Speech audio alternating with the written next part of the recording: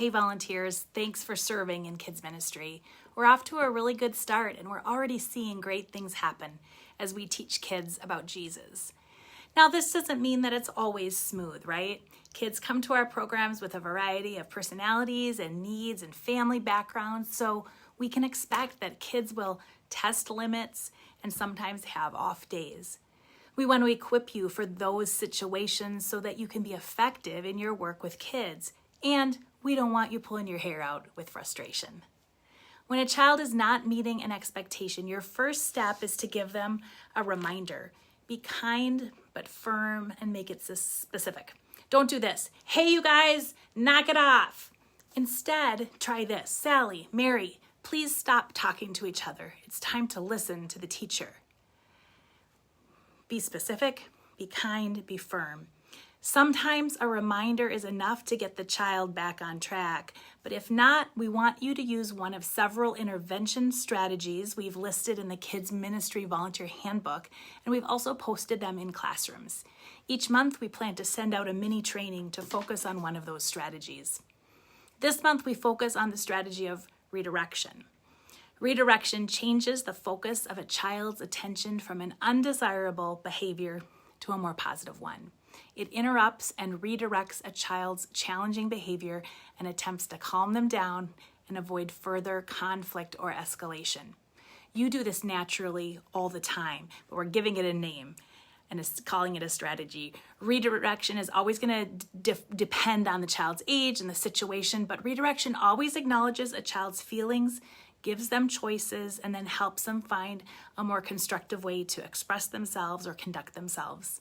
Redirection can be verbal, physical, or play-based. The example of a reminder that I just gave you is an example of verbal redirection. You ask the student to stop doing something and to start doing something instead. But it also can look like this. It looks like you're having a hard time staying in your spot. Why don't we take a quick walk around the room before sitting down again? Or if two kids are squabbling over a toy, it looks like you're having fun with that toy, but now it's time to let our friend have a turn. Would you like to play with these blocks instead? Physical redirection is another way to redirect. If a child is running around the room, you might say, "It's time to walk now," and then take their hand and physically help them slow down and walk. Or if a child is climbing on the furniture, you might say, "It's not safe to climb on the furniture. Let's get on the floor and crawl like bears." This shows them an alternative behavior that is more appropriate. If a child is throwing a tantrum, you might say, "It's time to calm down now," and then help them find a space where they can quiet down and de-escalate. Play-based redirection is another kind of redirection, and it's just what it sounds like. It's using the power of creativity to turn a child's attention in a new direction. We recommend this strategy when kids are engaging in an activity that's not safe or appropriate for the moment.